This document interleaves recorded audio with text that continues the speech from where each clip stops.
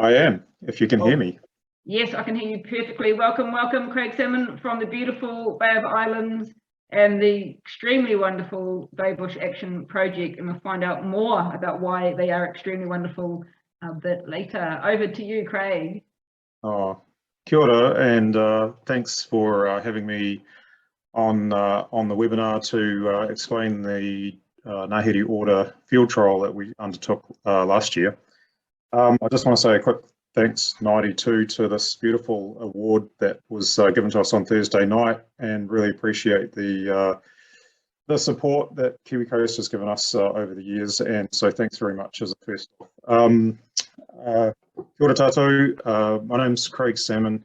I am the current chair of Bay Bush Action, but we always feel like we're very flat structure and we all get in and muck it and do a lot together. So basically, last year we got funding through Foundation North, DOC, a number of other avenues, Princess Cruises, and lots of donors and lots of volunteer time to start a trial on the AT220 trap, which is an auto trap made by NZ Auto Traps, who are currently based down in Whakatane. So, for years, actually, we'll just move to the next slide if that's okay, Adele. So for years, we basically wanted, we were clearing dead rats out of static traps that would only go off once every month, basically, when we get around to do our trapping lines.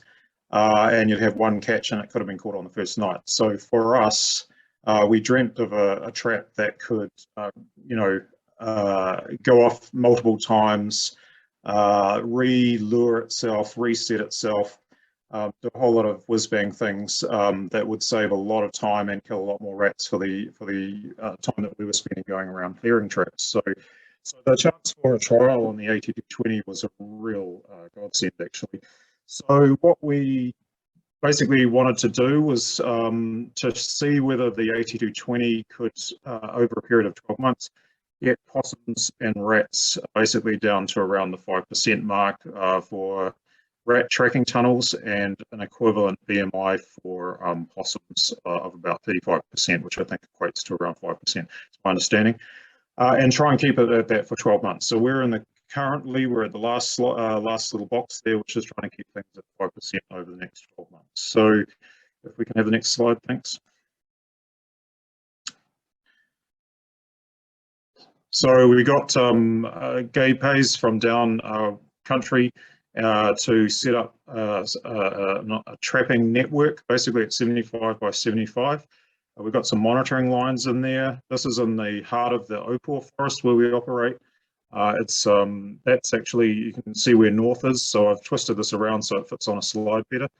But basically we're trying to get an AT220 trap in the region of every rat's territory, so roughly a 35 to 37 metre radius. So that meant 500. I think if we go to the next slide, don't know whether I've got the numbers quite there yet. Yeah, here we go. So it's a total of 268 hectares. That meant we cut 58 kilometres of tracks to get through to pretty much each of the locations. 533 traps and an additional 20 traps on rotation, so that if things went wrong, we could pull them out and put them back in. So we had an estimate up of about 294,000. We actually ended up coming in on budget 295, which we're really very happy about. Setup costs worked out obviously to around 550 per trap, and the ballpark cost per hectare around 110. So if we can have the next slide, thanks. Oh, sorry, 1,100. Okay, so yeah, a trial of this scale was we have to really manage our data. So we came up with an app that integrated with an existing program we were using, and basically we were able to collect that data outside normal trapping data, so not just the collection of information around catches, but we were able to also record what was happening with the traps, whether they were, running out of lure too soon, or whether there was damage to the trap. All sorts of data could be collected, and that fed into a management system where we could actually line up jobs and work to go and do those repairs on the traps at the next cycle of going in, or we could make a decision that we had enough things to repair that we would go on a special push to do that. So it helped make the workflow more efficient. So next slide, thanks.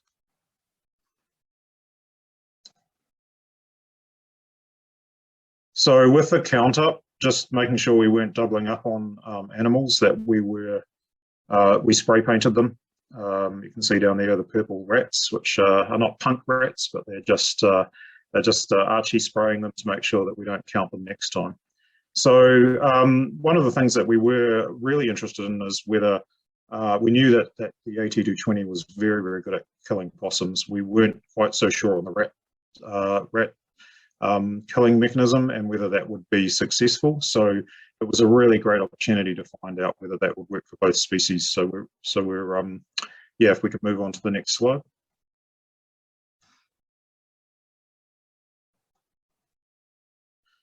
Cool. So the graph we've got here, just to give you a little bit of background.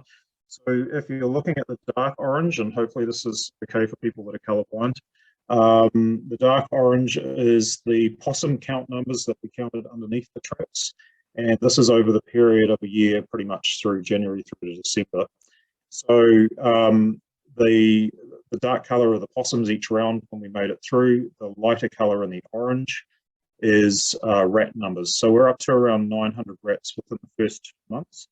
And you can imagine, you know, that's a phenomenal result because you're just really hitting the pests up front really, really quickly because of the resetting nature of the trap. So it showed really, really good things. So so what we were interested in too is that obviously the cycle through the winter, things did calm down a little bit and then back up again in September and then tailing off again in the summer. So, okay, if we can have the next slide. So how did we do over the course of the four quarters? So basically we had 5 monitoring runs. First monitoring was prior to any of the traps being turned on.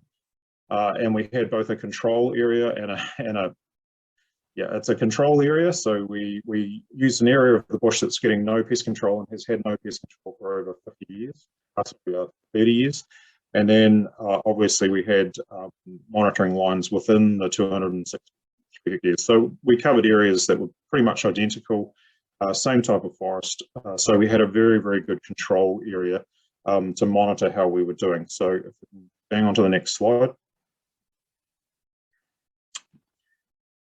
So this gives you a little bit of a sort of look into, it has been elongated a little bit, the mapping, so that you can sort of see the terrain a little bit easier. And you can see the intensity of where we have our trapping and monitoring going on the right-hand side there. And then obviously the control area in the hills next door to that, to the west. Next slide, thanks.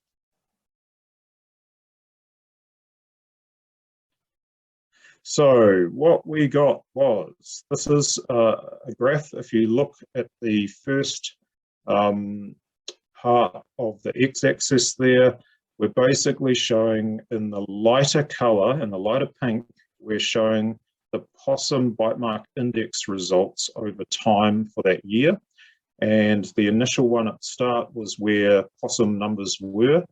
And then, or at least the bite mark index or bite marks that we were getting recorded. And then as we went down through the year, those are the numbers. So it heads towards February of being incredibly low. So we actually managed to achieve that goal that we were after, which was around a 35% BMI or 5% possums. So we're really, really pleased with that result. So if you look at the darker color at the back, which is a full rich color, that's showing the no control area where possums basically didn't change. They stayed very high numbers. Bite marks were all over, completely, pretty much the wax tags were completely chewed when we got them in. So we had a really, really big impact on possums, and that's kind of reflective of what numbers we were counting at the bottom of the traps as well. So if we can grab the next slide. So this is the real gold for us. Rats are obviously an enormous problem.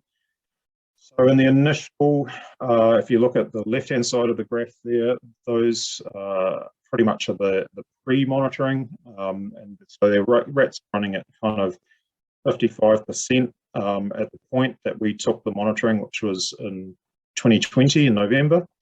And then we had a sort of steady decline, a phenomenal decline. If you're looking at the lighter blue bar graph, and we go to February, where we're down to 18% rat tracking, and 31% rat tracking, and then we go down to May, which is the third bar, we're down to 3.3, August 1.6% rat tracking, and then for the last two monitorings, November and February 2022, we've had no recorded interactions with any of the tracking tunnels at all. So we've had a phenomenal result, and pretty much it totally blew away our expectations, and we're really stoked. And again, if you look at the darker color at the back, that's the control area. Those are the numbers where the rats are still tracking very, very high.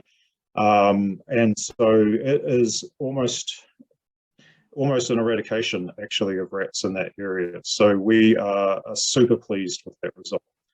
So that's, I'll just move on to the next slide, because we do need to talk about some of the improvements we saw as well.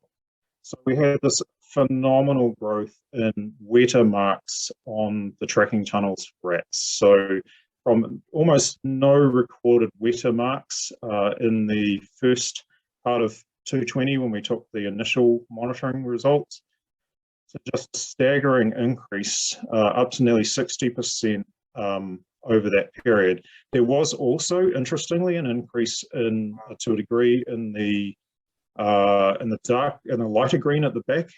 That's the control area. So there was still an increase in there as well. So we're really stoked to see an indicator species come back so fast. So next slide, thanks. So yeah, pretty much mission accomplished almost. So we still have another year to go to really achieve what we'd like to achieve, which to hold it again at roughly under 5% for both species for another year.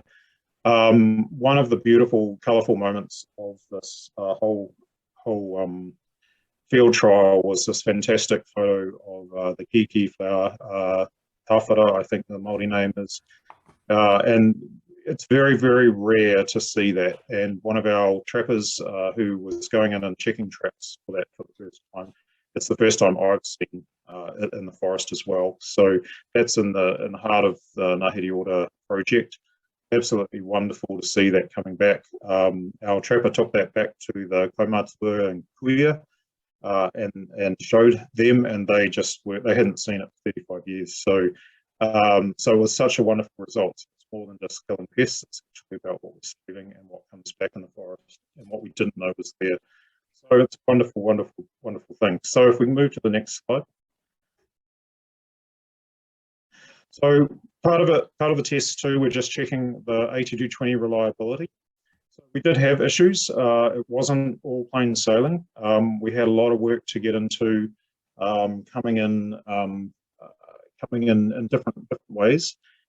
So we did have an initial issue with lids coming off. Just a precursor to this too, Kevin from Auto Traps is on later to talk about the improvements to the traps. So I'll just brush past those ones because he'll cover all of that in the later session. But basically we have some issues with the lure congealing and some of the pumps failing with that lure going through. We had some problems with the base plate, the strength of the base plate, some rats being stuck in the traps and causing some issues. We had some possum interference with some of the traps as well. We had some issues with the lure bottle integrity at the time, and an occasional, certain times of the year we were having problems with non-target species, particularly white eyes, because they seem to get up very, very early to have a kai. So yeah, a lot of these, if we move to the next slide, we worked very closely with NZ Auto Traps to help resolve some of these issues quickly. So they've been great, Kev and the team and Hayden to work with. They've been totally responsive and really, really helpful with some problems we were facing. And again, letting you know that Kevin from Auto Traps is going to give a rundown of the latest improvements to the AT220. And so a lot of these issues have been addressed. It was a really challenging and good learning curve, and basically what we're doing is putting together a report. It's nearly in its final draft, and we want to be able to put that out within a week or two, so that everyone can see the full information about how we actually ran the field trial, what we did, and some of the issues we were facing. It is a big management challenge. You know, you've got a lot of traps to deal with, got a lot of moving parts, bits and pieces to be able to fix, and you've got to try and keep them all going to make sure those risk costs are low. If you could move on to the next slide, thanks. So just a quick price on servicing numbers. So we had 268 hectares, of course. Now per trap per round was costing around $13 to $16. So it's a challenge to get this figure accurate for every project, because we were running a field trial, so we were collecting more data and taking more time to get around and doing a whole lot of things. So when we were starting to have some issues with the pumps, lures, and the lure bottles, we decided on a program of an in-situ upgrades. So we went round, we left the traps in place, and AT Auto Traps supplied us with pumps and lures, different parts of the mechanisms to do upgrades in the field. And so we calculated that at around $70 per trap to do it. And that's including the walking in, the management of the workers to get that stuff done as well. So there is a reasonable cost, but the results do speak for themselves as well. If the traps are working, there's a fantastic result with electric battery-powered traps. And there's also, of course, the increasing improvements that can be made. We also did two other things. One other thing with the traps is we went through and did a firmware upgrade on all of the traps. To give you a little number on that one person can do around 50 firmware upgrades a day on each of the traps. That's what we've calculated out at. And if you're looking at how much what one person can actually do, it's around 4 traps per trip into the forest if you're carrying them in, but of course you could perhaps negate those with helicopter drop-ins and so forth. And also, if you are replacing batteries and lures, you can do around 20 per trip into the forest by the time you carry lure and batteries, which they are quite heavy. So in general, that's pretty much covered what we've done. But what we'd like to do is just highlight our website, and also to let Ngahere know that as soon as the report's out, we can send perhaps an email to your group and whoever else wants to, just with an email address, an address to download the report and have a read for yourselves. Last slide, thanks. Okay, so we do have to do some big thanks. Department of Conservation really helped us out, particularly with the COVID issue. Foundation North was a super supporter on this project, so really big thanks to them as well, and for them to sponsor today. Princess Cruises came to the party, and we allocated some of the money that we had, even though they haven't been in the bay for two and a half years. Kiwis for Kiwis supplied stoke traps early on in the piece, stoke traps and cat traps, which we're really grateful for. Bay of Islands BTM did a lot of mahi and also helped us with some of the timber work, and our accountants do our accounting for free, which is grand. So we need to just note those. But of course, thanks so much to all the supporters, volunteers and contractors that have made this project an amazing experience to be part of. So thank you. Awesome. Thank you so much, Craig. That was a great presentation, and I almost had to call last slide, but you just smack in there. All right. Thanks so much. So we've probably got time. You've got a lot of questions coming through the chat. We've probably got time for just 2. Andy, do you want to pick out 2 good ones? Yeah, so there's about 4 or 5 questions come through there. So question number 1, what lure, and I'll add question number 2 to save time.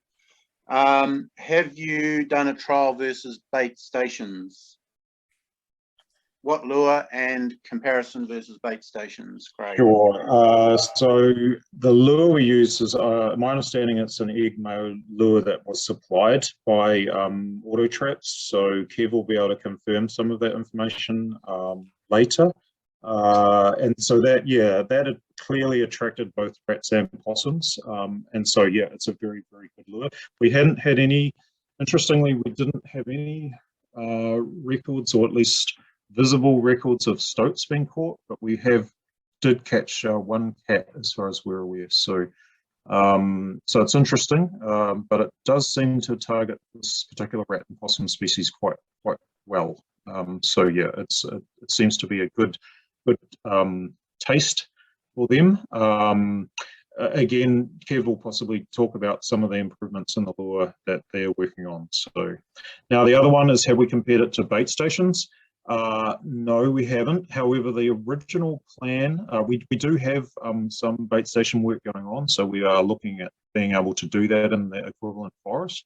So hopefully, if we get some information, get some time and a bit of funding, we'll be able to compare both of those as well. So bait stations versus ATs. There's obviously going to be a reasonably significant cost difference, but it depends on I guess community and engagement and things like that about what they want. So just to wrap up with that one, I think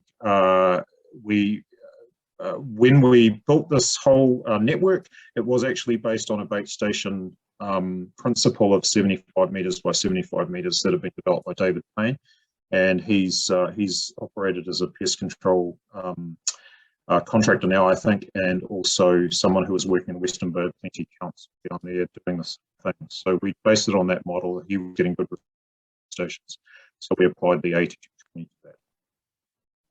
Cool. We'll have to stop you there, Craig.